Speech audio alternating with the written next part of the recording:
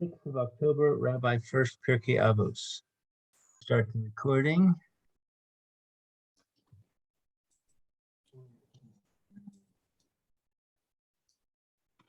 Shalom, good morning. Good morning, Roy.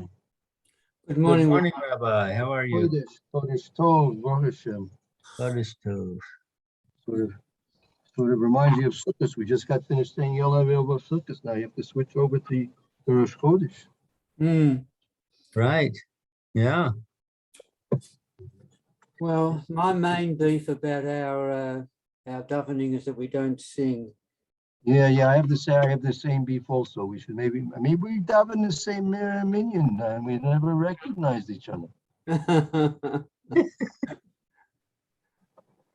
Yeah. Well, our minion davens so fast.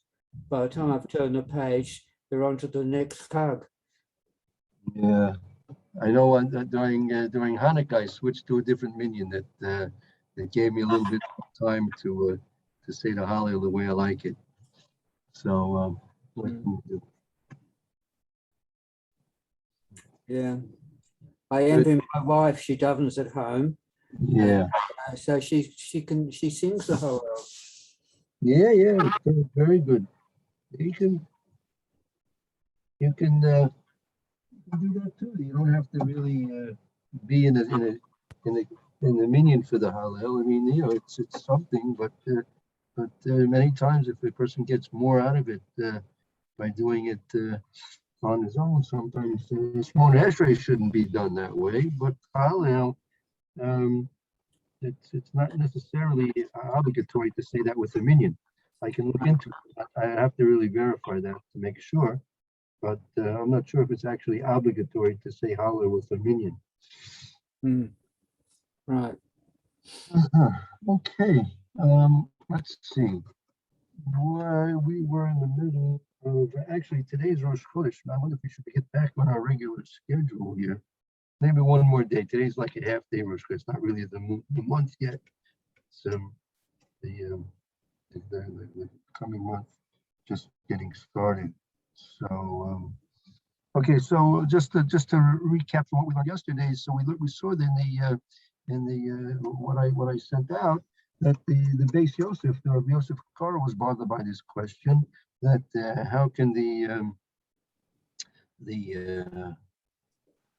land, the earth, which is seemingly inanimate, without Ratzon and completely regulated to the will of HaKadosh Baruch Hu, as was declared through its nature. So where's the place that it can seemingly disobey? So he actually asked the question. Really didn't truthfully he didn't really answer the question. Left it more or less as a question. So it is a question, but nevertheless that's the way Rashi is explaining the plain meaning of the pasuk, that there was disobedience involved, and there was therefore punishment involved. There was a klal involved. Obviously, that if there was no disobedience, there's no room for punishment or klal, or curse. And also, if there's no free will involved, there's no room for curse or punishment. Right? Person can only be, or anything, any entity can only be held responsible and given reward or punishment for the things it does if it's something which is done with volition. So you have to understand that the Rashi's understanding that there was volition involved, there was free will involved, and so there is a strong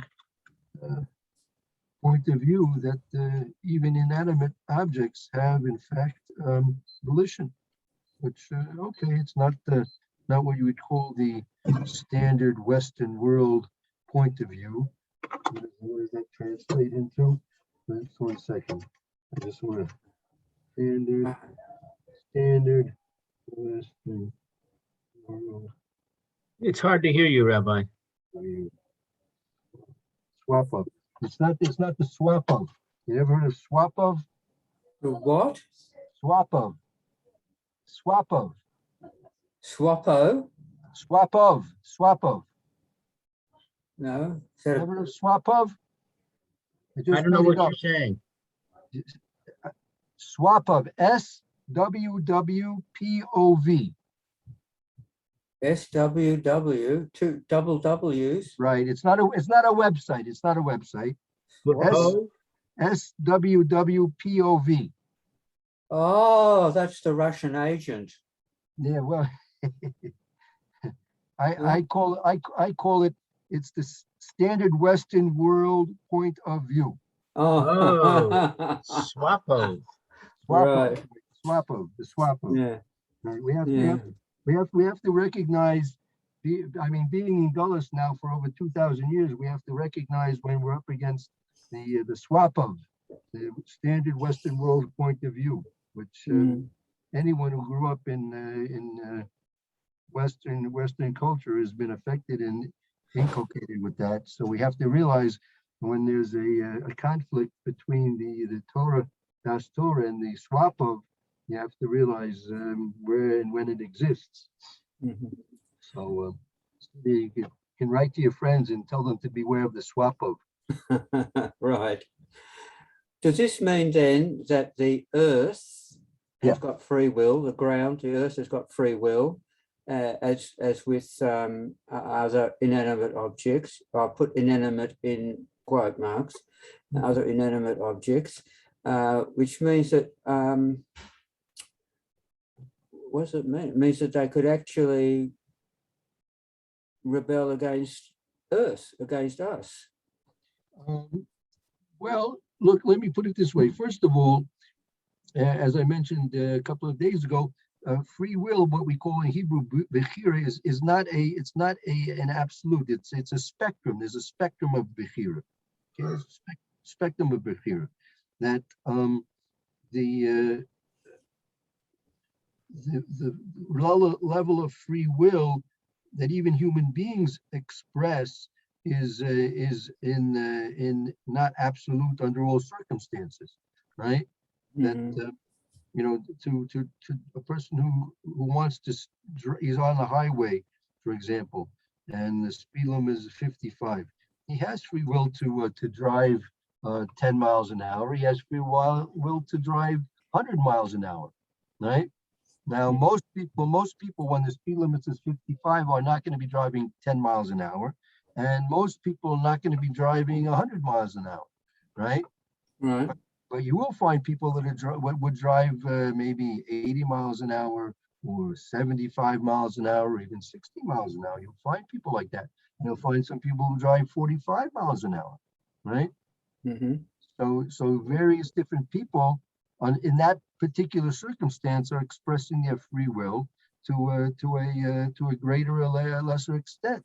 You might find someone who's going to be driving 100 miles an hour. I mean, if he's doesn't care about the dangers involved, doesn't care about the fees he's going to have to pay for a traffic ticket, which he's most likely going to get if he keeps it up for any great amount of time and mileage. So if he doesn't care, so that expands his free will, right? His level of, again, free will. There's two aspects to free will. There's the actual choice, that there's such a choice available, number one, and then there's also the actual carrying it out. There's the actual behavior. There's the potential choices which could be made, and then there's the actualization of the choice which is going to be chosen, right? So most people will probably be driving in a 55 mile an hour zone. They'll probably be driving somewhere between 50 and 60 miles an hour. Okay, in general, most of the people. You will find some people will be driving slower or faster than that. And because of whatever reasons they have some type of rationale, or unless they happen to be drunk, which could be a very serious problem. They would be expressing their free will to drive faster or slower because of different things which are affecting their intelligence, and that intelligence which they're dealing with is going to offer them various different choices as to, just for this example, how fast to drive, right? Mhm. Likewise, you can give a person a package of matches, right? And most people, if they need a match to light a candle, so they'll strike a match and light the candle. You will find some people that just for the fun of it will ignite the whole package of matches just to see what happens. What happens? You ever be interested? Were you ever curious to find out whatever happened if you lit a whole package of matches? What would happen? Yep. No, No. No? I've Lou, got, did you I've wonder? got a vivid enough imagination. I set the pantry on fire once. Excuse me, what? Set the pantry on fire. By lighting a package of matches? No, on another occasion, I lit a package of matches, probably more than once. But no, one time I was just playing with matches in the pantry and I dropped one and I didn't realize that it ignited the broom. Ah, uh-huh. I see. Mhm. So, yeah, that's yeah. How old you were then? I was about 13, 14. 6. Oh, So, right. So you usually what affects a person's free will is the realization of the consequences, right? A person, he's not going to drive 100 miles an hour because he realizes it's dangerous to drive at that speed. Number one, so there could be physical danger involved, and also there could be legal and financial consequences, right? So his insurance may go up, you'll get a ticket, or maybe have to appear in court, have to pay a fine, have to talk to the policeman, which you probably wouldn't want to talk to under normal circumstances.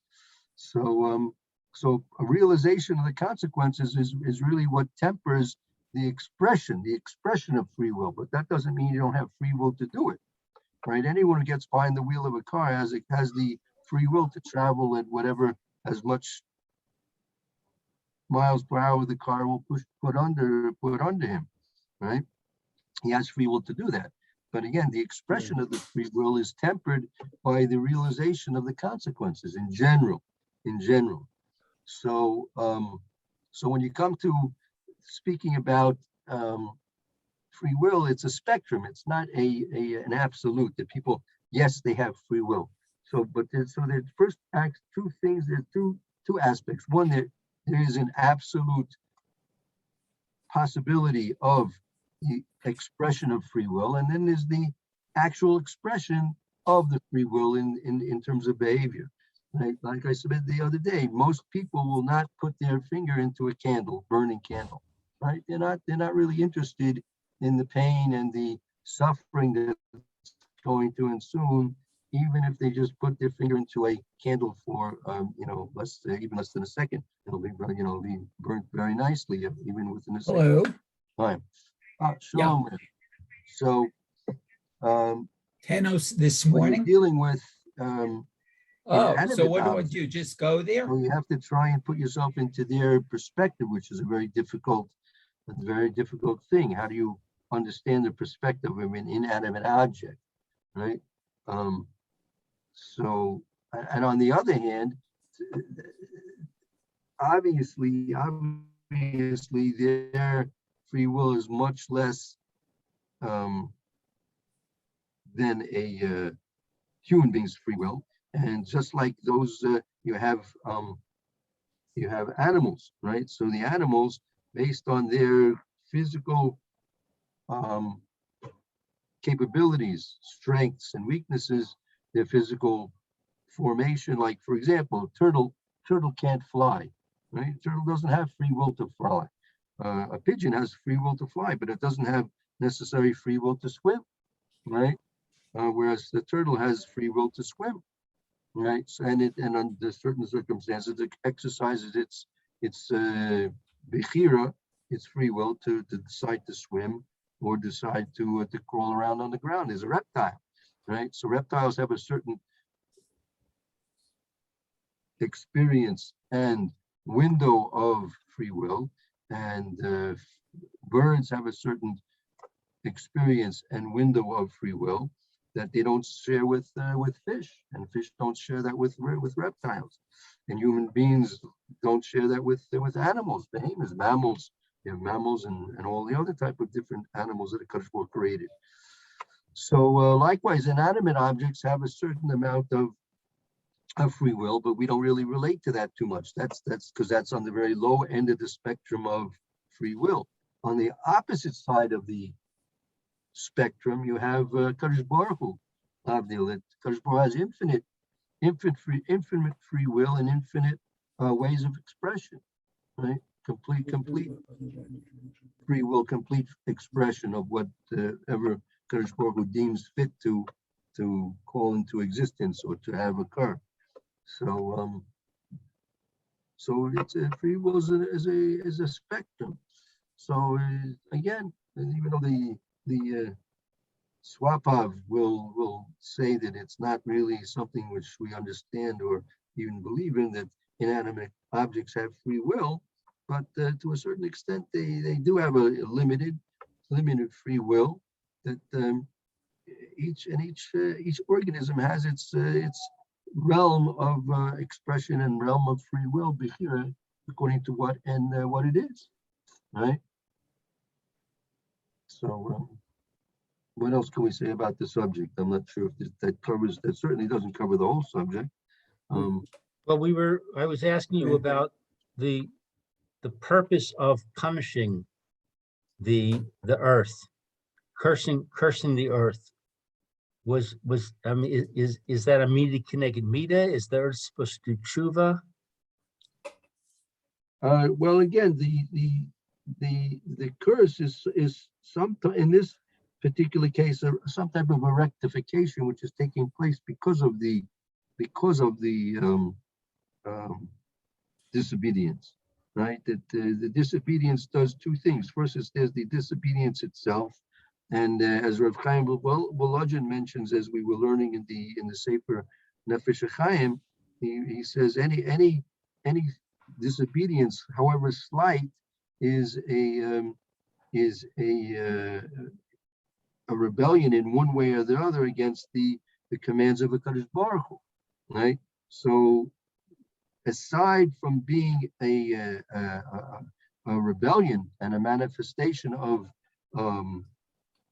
disobedience, whether it's going to be through negligence, whether it's going to be through maliciousness, through mutiny, rebellion, whether it's going to be through simple mistake, whatever it might be, but the actual disobedience to the will of HaKadosh Baruch Hu is in need of rectification, right? That Kadosh Baruch Hu decided in his wisdom that things should be this way and this way, and if it turns out that it's not going to be this way and this way, so there's going to have to be some rectification to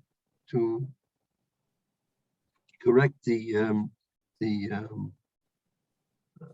damage that was done, right? That's what Rabbi Chaim Volodin explains in his Sefer Nefesh HaChaim. Every sin, every act of disobedience has a certain level of damage which is done, and not only in the physical realms but also in the spiritual realms. So a lot of what the Kadosh Baruch Hu does in reaction to the disobedience is not only simply because of pure punishment, but also in terms of rectification of what has to take place because of the disobedience. Mm-hmm. So the earth disobeyed by making itself less usable, and the curse was to make it even less usable. Right. So it would seem that that's not rectifying. That's making it worse. Right. So again, the actual curse was not actualized until Adam himself sinned. Right. Meaning it could have been that a Kadosh Baruch Hu would have overlooked the pure disobedience of the earth in and of itself.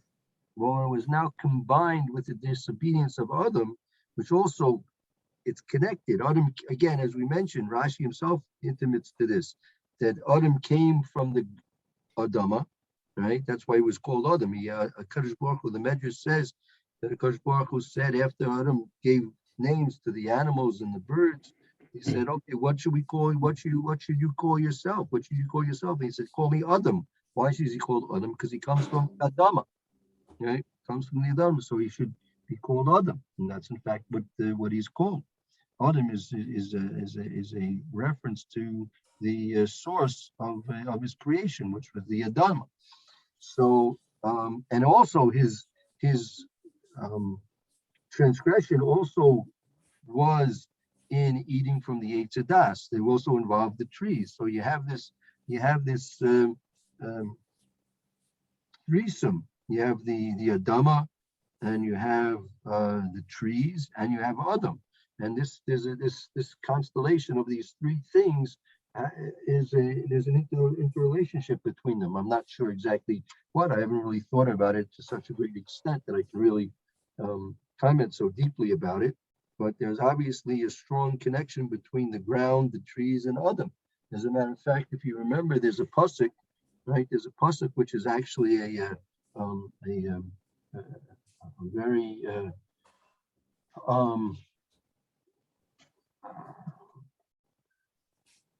perplexing pasuk. I'll show you where to find it. 1 second. It should be from that. It's in Sefer Devarim. Let's try and locate the pasuk.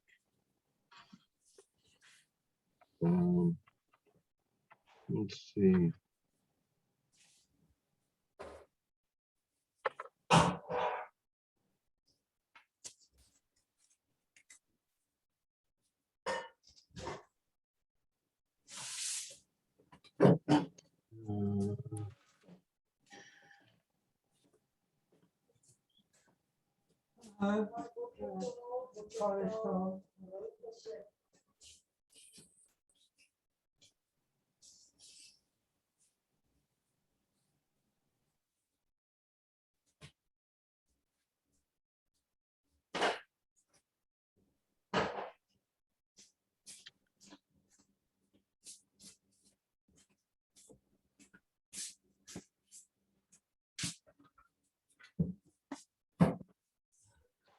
Have we found it yet?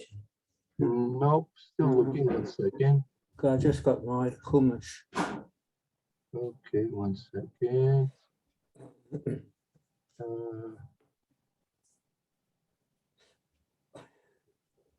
1 second.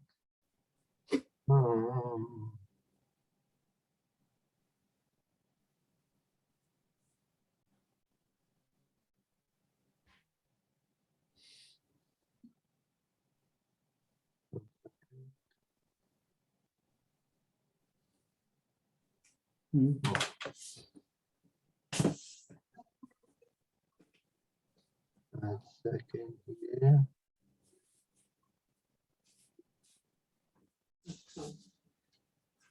Let's see.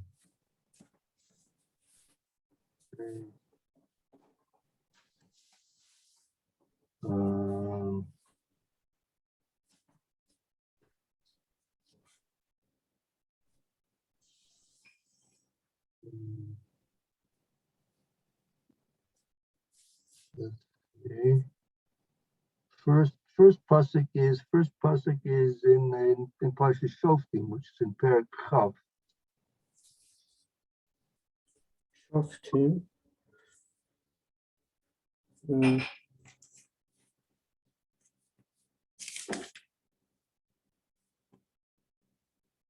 Shoftim is in 1024. Chapter 20. That's in chapter 20, and pasuk.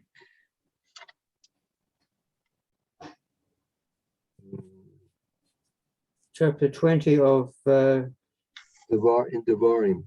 Devarim, yeah.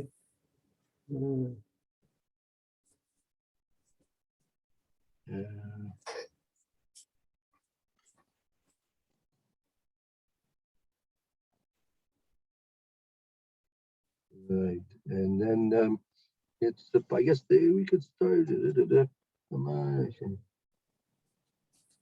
Yeah.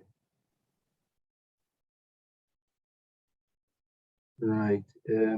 Pasuk Yutes, Pierke 20, chapter 20 in Devarim, and Pasuk Yutes 19. I read it. Yeah.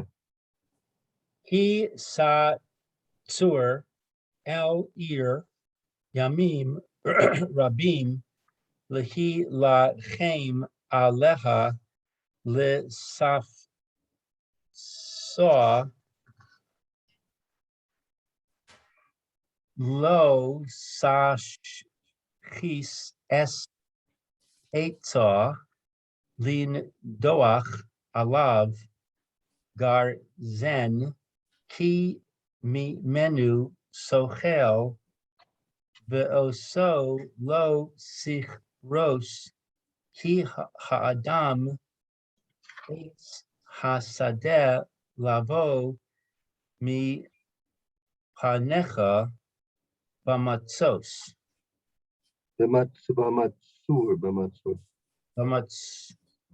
Bamatsur. bamatsur.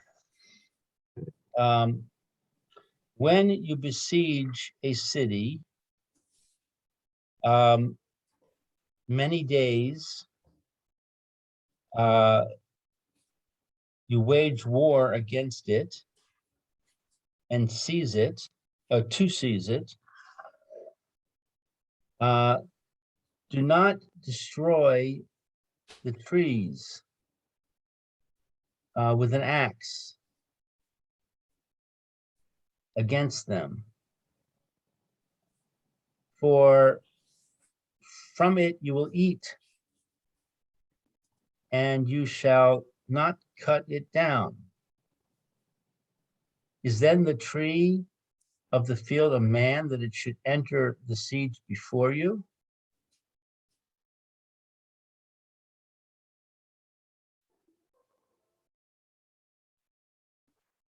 I'll do the Rashi.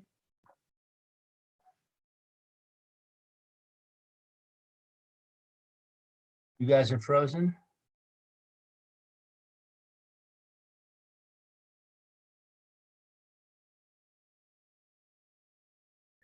Roy, how does your version translate this phrase? Ki adam etza sada.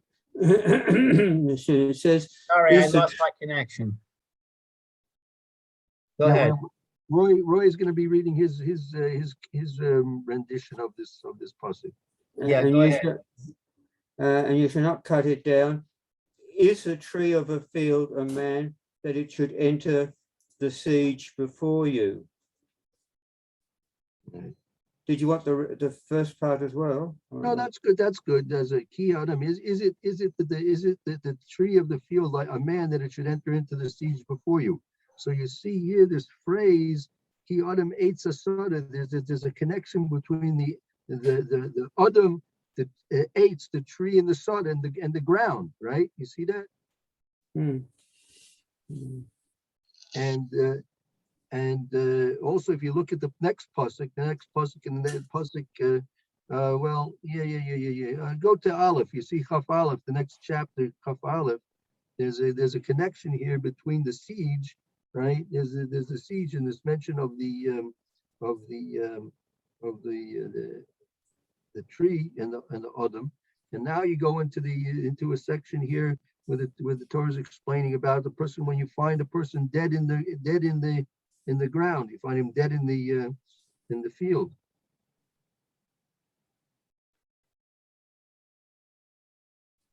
Right. I'm confused. I don't see the connection.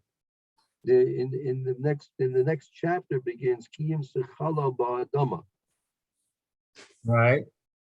So Saying there's something, a connection between a corpse in a field and a tree in a field? yeah, for sure, definitely, and because it says it's also the Lashon Be'adama. Usually Be'adama means in the ground. A challah is usually a challah, a dead body is usually on the ground, not Be'adama. Ah. Yeah, You says on. the English says on, but you're The saying the Hebrew. Hebrew is not really on, it's really in. Well, that's usually bit, right? Usually the bays is usually a reference to the in. Yeah. But that's something has to be dealt with.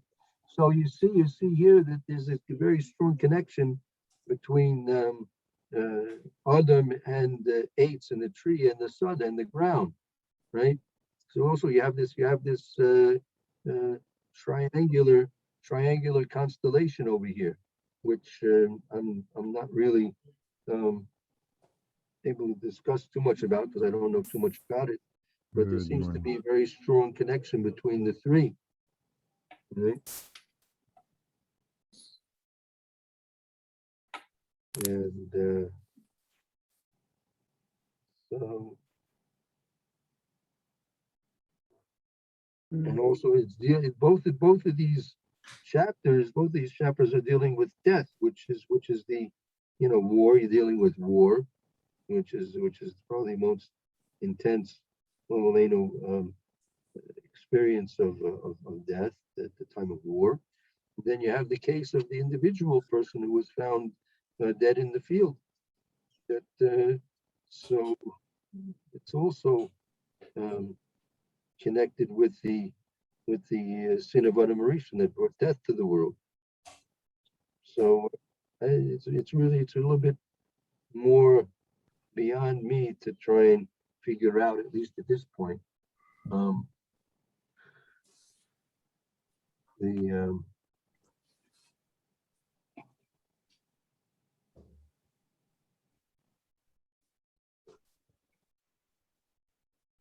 You see, Kadosh Baruch was taking special interest to protect the trees during the time of war, during a time of great destruction. Kadosh Baruch was warning us that we should take very special care to not destroy the. This is particularly eights, eights, which is bears fruit. I mean, or it could be all trees. I'm not sure if it's speaking about all trees or just fruit trees. No, it says in the next, in Pasuk 20, it says only a tree that you know is not for food you may destroy. Right. Exactly. Right. Exactly. Right. Because you need wood for building, for example. Right. So those trees are permissible to cut down. But trees which are primarily Kadosh Baruch Hu created trees which bear fruit for their ability to provide food. So there, it's wasteful. It's wasteful to cut down trees that are fruit-bearing trees to use them for building materials or firewood or something like that. This seems to support the idea that we said that the earth actually acted in a good way,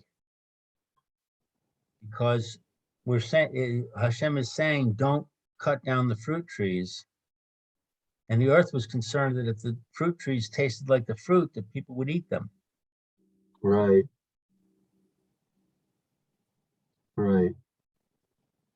Yeah, like which as I said, I didn't come to a real clear understanding either through my own efforts or through finding some commentaries which speak about it, but I didn't come to a clear understanding of what the divine wisdom was in wanting that the trees should be created in a way that their fruits would taste like their wood.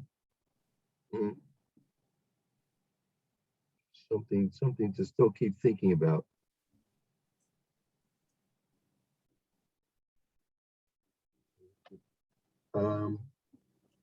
So in any event, so you see that there's a very strong relationship between Adam and the and trees and the ground.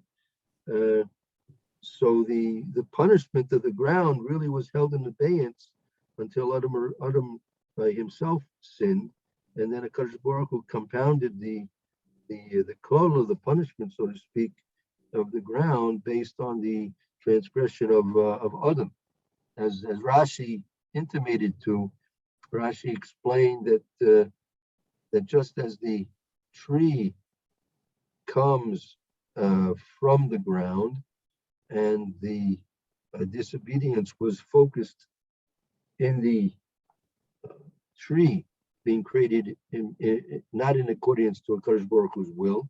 So likewise, Adam, that when he transgressed, he also came from the ground. So you see that there's a pattern which is being established, that which comes from the ground is not always obedient to the will of HaKadosh Baruch Hu. But isn't that the plan? We were given free will. Right. So I mean, is it apicorus to say that we're supposed to go through this? No, I mean, explain. Go ahead. Go further. Explain the question a little bit. What I'm saying is that HaKadosh Baruch Hu gave us the ability, gave us free will, and we have the ability to disobey. So it just seems that this is what Hashem's intention was. No. If Hashem wanted to just make a perfect world just for whatever divine reasons he would have, so he would have done that. But it seems that that the playing out of doing Averos and doing tshuva is part of life. Yeah, I mean that's. I think what you're saying is reflected in what Rashi mentions, that if you noticed in the first chapter of Bereshis, when the shame of HaKadosh Baruch was mentioned, it's the shame of Elokim, which is Midas Hadin. Midas Hadin. So Rashi comments over there that later on there's a change to the Shem Yud Kei Vav Kei, and also it's a combination of Hashem Elokim, the combination of the Shem Yud Kei Vav Kei, which represents the HaKadosh Baruch Hu's mercy, in combination with HaKadosh Baruch Hu's name of Elokim, which is in reference to HaKadosh Baruch Hu's Midas Hadin, his judgment, the meaning of truth, of emes, of what needs to be. So Rashi explains that there was, and we shouldn't make a mistake and think that HaKadosh Baruch Hu was changing anything here, that HaKadosh Baruch Hu knew and understood very well that there would be a need for mercy. But the reason why the shame of Elokim is used in the first chapter of Bereshis is to teach us that the order and the creation of the universe was made with Midas Hadin, with the meter of Elokim, which is the same gematria as Teva. Teva is the same gematria as the letters of the word Elokim, right? Which mean Teva, meaning nature. The laws of nature have to be very strict and very unchangeable, right? If Teva would change every moment, we would live in a world of chaos. That's what existed before HaKadosh Baruch Hu said, right? That that there should be light, there should be the Ma'oros, there should be everything. Hashem put order into the universe because before the speaking of HaKadosh Baruch Hu to set the world into order, there was no Teva. Everything was completely without order and natural law. So the natural law that exists is something which is very beneficial to us. And so HaKadosh Baruch Hu, with the expression of Elokim to create justice and order and strictness and truth in the world, so HaKadosh Baruch Hu started the creation of the world with that, Now, once you enter into the sphere of humanity, right, humanity requires more than anything else the media of rachamim as well, because once you have human free will as a factor in the universe, right? So now there's what you call a element of risk. There's an element of doubt, which is now injected into the teva of the universe, right? The universe without human beings would, to a large extent, as we were discussing the whole concept of free will, that it's a spectrum, right? But the human beings having the highest level of free will in the whole realm of existence. So therefore, human beings with their free will can change and disrupt things. And they can also improve things as well through their free will. By fulfilling our mitzvahs and listening to Kadosh Baruch Hu's decrees, we actually add and improve to the world. But when we go away from the mitzvahs and the decrees and the wishes and desires of Kadosh Baruch Hu, we corrupt things. So human beings with their free will, right, they can bring tremendous destruction to the world. That's what was the whole point about the flood. The whole point about the flood was that Kadosh Baruch Hu saw that human activity became so corrupt and depraved that the only beneficial solution was destruction. And it was not only enough to destroy humanity, the whole world, the whole existence, as we saw the Rashi a few days ago, 3 tvachim. 3 tvachim is almost, it's maybe even more than a foot. A whole foot of the topsoil of the world was completely scoured away. That the Kadosh Baruch Hu scoured away the whole topsoil of the world because everything in the world had to go, right? Because through Adam's corruption, his depravity at the time of the Mabel, so as the best thing they could have accomplished, the corrective solution was destruction.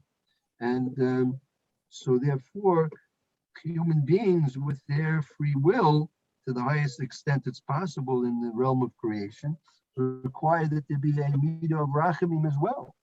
Right? So Hashem didn't change anything by starting off in his description in the Torah of Bereshis with the midah and the word of Elohim, but later on there was an addition of Hashem Yud Kei Vav Kei, the 4-letter word, which represents the Kadosh Baruch Hu's mercy, and that's to the benefit of primarily human beings.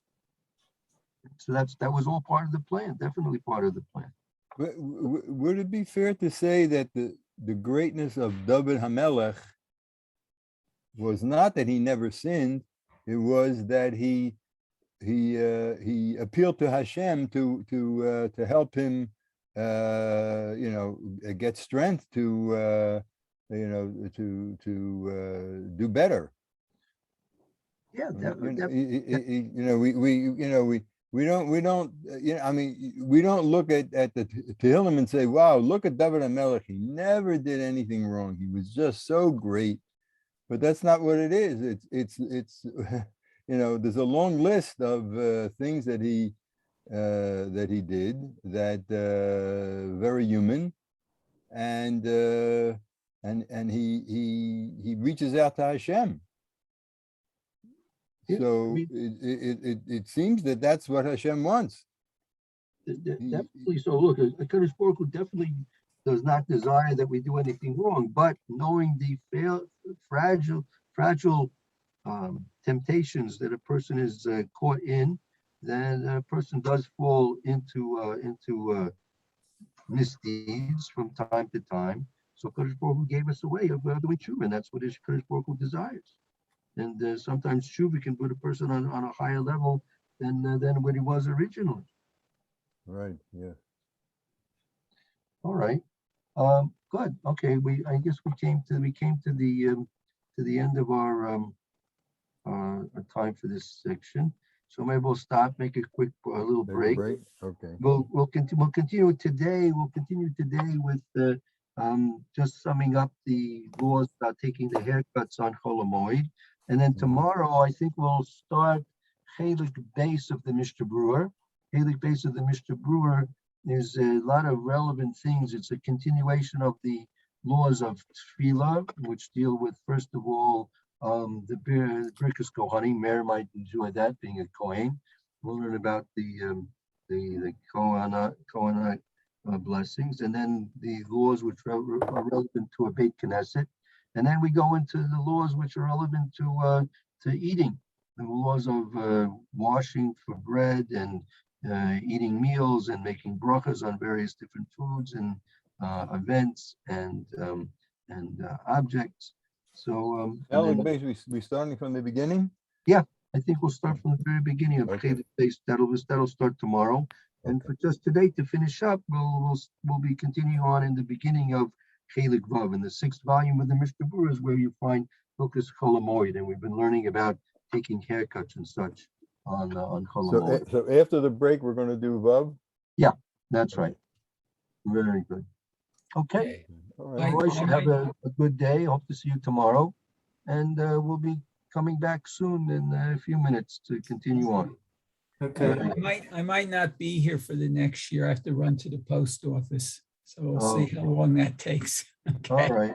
Atzlacha Rabbah. thank you. Okay, be well. All right. Thank you, Rabbi. See you.